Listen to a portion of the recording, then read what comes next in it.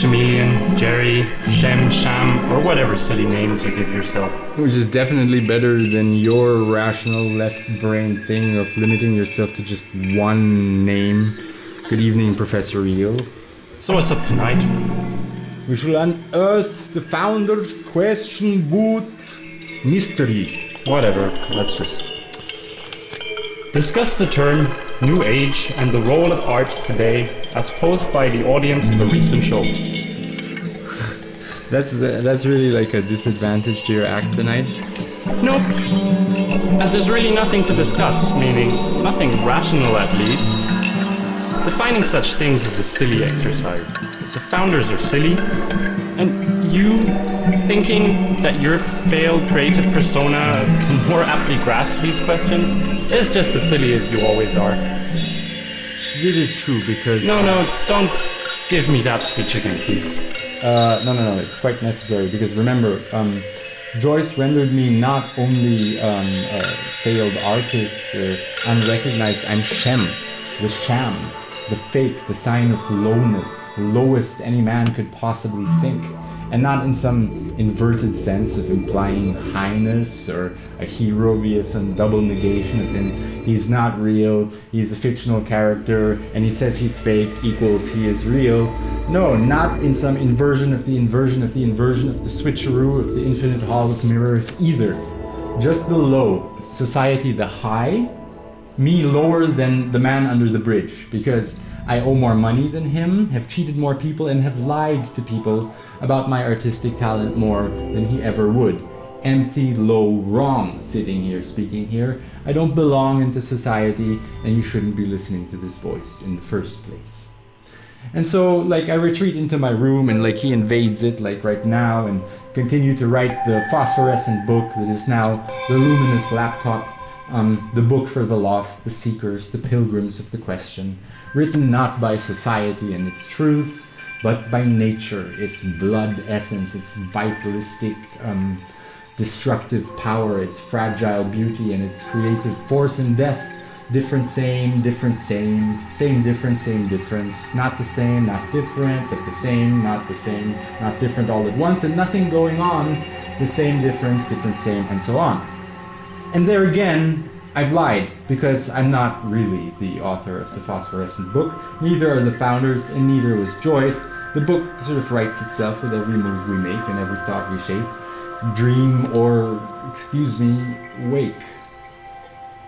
It's just that not many people read it with that eye, and James may have gotten the best snapshot with those 15 years, and thus one of the greatest leaps of man without bloodshed.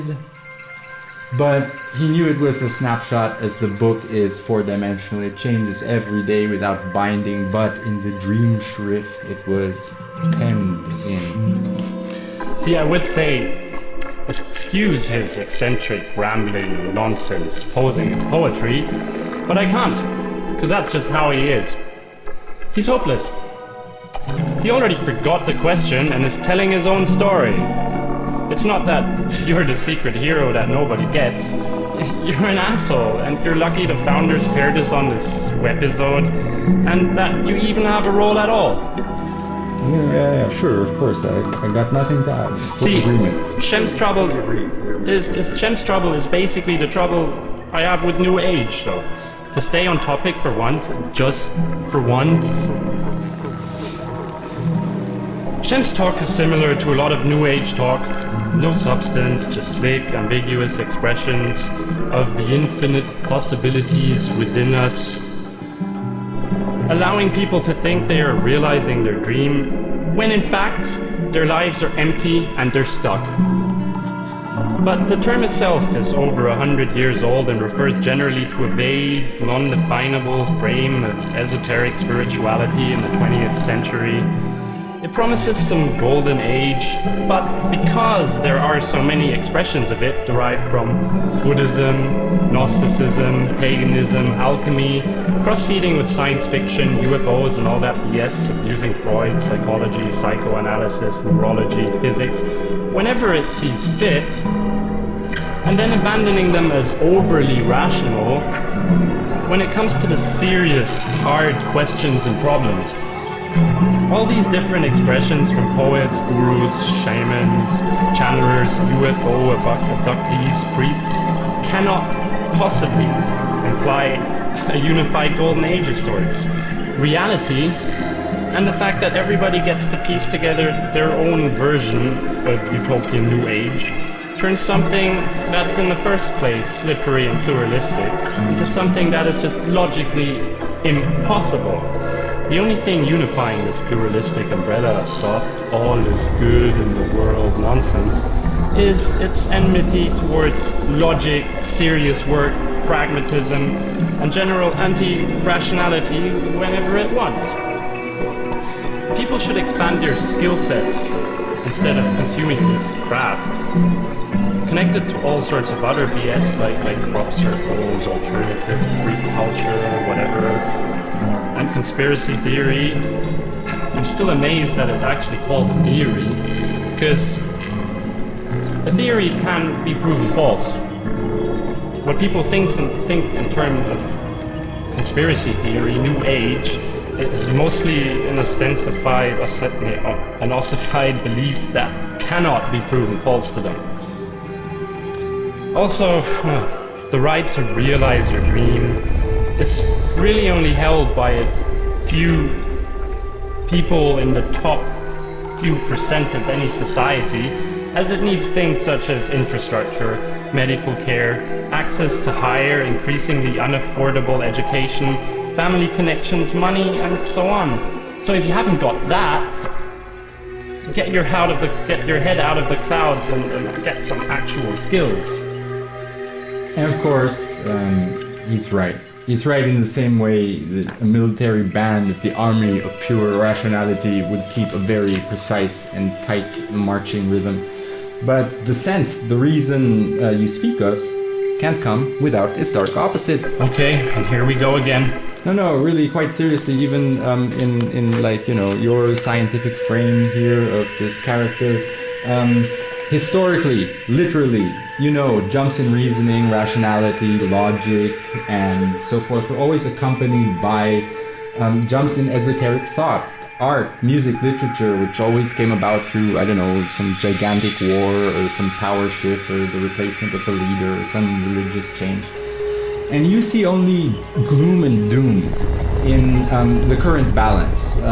But now, more powerful than ever in recorded history, the logical programming, super rigor, and the soft, fuzzy thinking have reached unprecedented heights and lows. Because of my eternal lostness and lowness, I know this. I do not really buy into any one of those two perspectives, logical rigor and soft new age thing. I much rather project my own internal nonsense onto content, writing, language, art that appears to navigate this sort of in-between space of those two extremes, fuzzy thinking and rigorous logic on the other hand. So instead of just talking, why don't you cite an example of that kind of language for once? Well, there's that recent book that was released by Richard Doyle through the Washington State University Press, and he approaches this balance with ambition. The book's called Darwin's Pharmacy, and one of the problems that he points to opening the book is the problem of languages or rhetorics or linguistic persuasiveness. And what I project into that is that we all face this Tower of Babel effect problem that so many artists thematize and display, talk, work, exhibit about. And this, you know what I'm going on about, the Tower of Babel thing?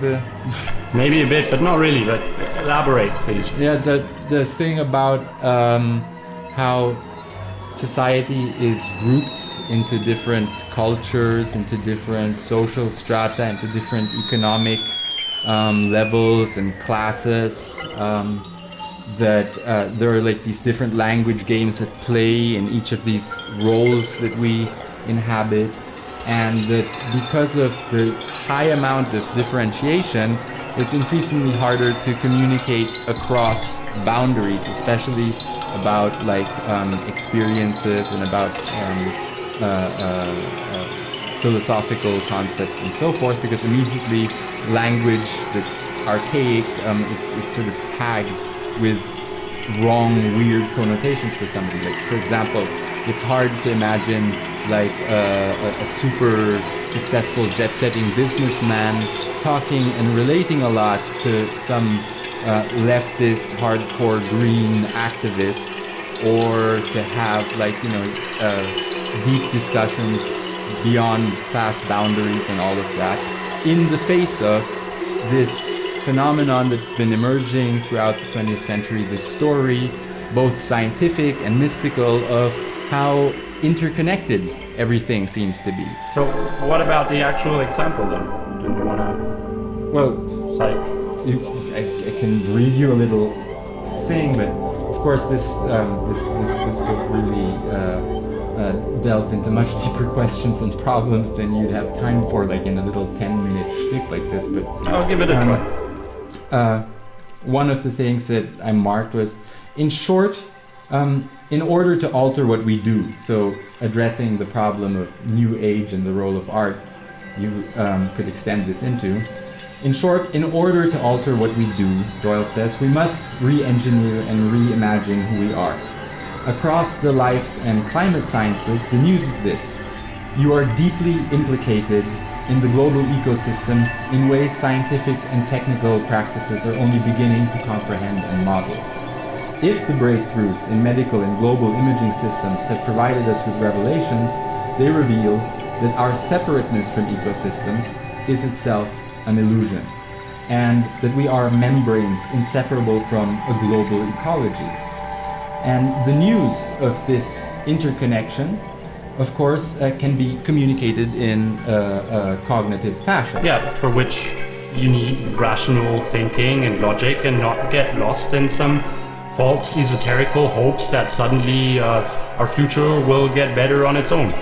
Yeah, but you also need a sort of like basis of experience, he's arguing, and the ability to communicate that basis of experience. For instance, the language often employed, he cites a fellow called Uhl, who wrote a book, Developing Ecological Consciousness, which seems very interesting because it emphasizes not just this cognitive aspect, but also the experiential aspect.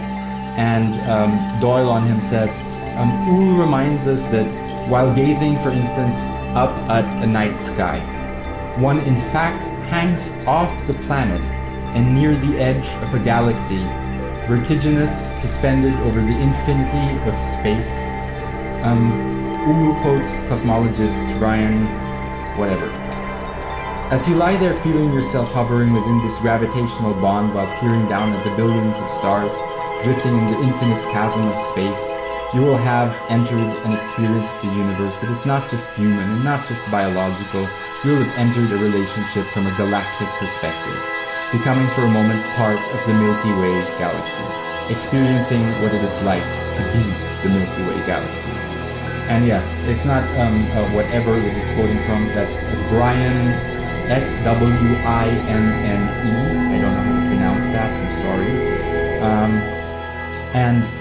Like other language that he cites, pointing towards a similar kind of like experience of interconnection, is from Mitchell on the Apollo 14th mission. Apollo 14's mission was more or less complete, and Mitchell had a brief moment to relax, so he looked out the window. And this is Mitchell. Then, looking beyond the Earth itself to the magnificence of the larger scene, there was a startling recognition that the nature of the universe was not as I had been taught. My understanding of the separate distinctness and the relative independence of movement of those cosmic bodies was shattered. There was an upwelling of fresh insight, coupled with a feeling of ubiquitous harmony, a sense of interconnectedness with the celestial bodies surrounding our spacecraft. Particular scientific facts about stellar evolution took on a new significance. And, yeah. See, I could see how art could possibly play a role in providing or pointing at such an experience, but I fear that before this might actually happen, there's going to be some catastrophe that undermines this process.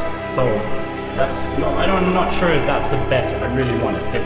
Yeah, well, I think it's the only bet that we can take. This whole smorgasbord of different languages that are coming up, of esoteric schools of thought, you mentioning all these gurus and these different spiritual conceptions, these different worldviews, all feeding into and from consumer culture and all of that. You can see this as part of a process of us learning to communicate across boundaries. Within those frames, we try to become more eloquent within those particular language games, and increasingly through like the interdisciplinary research done in science over the last century, we seem to be getting a notion that, hey, along with the problems that these individual domains and language games can solve, there is a problem of connecting this to a vision of the world that is highly interdependent, that is unifying in the sense that whether we're Muslim or Christian or left or right or whatever categories we associate ourselves with, that there is a problem of connecting these different domains so that we can increase the order and decrease the chaos that you're talking about. I mean, right now we're not even able to like feed ourselves, basically. And so I'm completely with you on the thing that, hey, we need like a little bit more order, a little bit better grasping of the immediate problems and threats, rather than playing all kinds of like political games and bullshit monopolistic fights for resources that a few bandits have managed to snatch.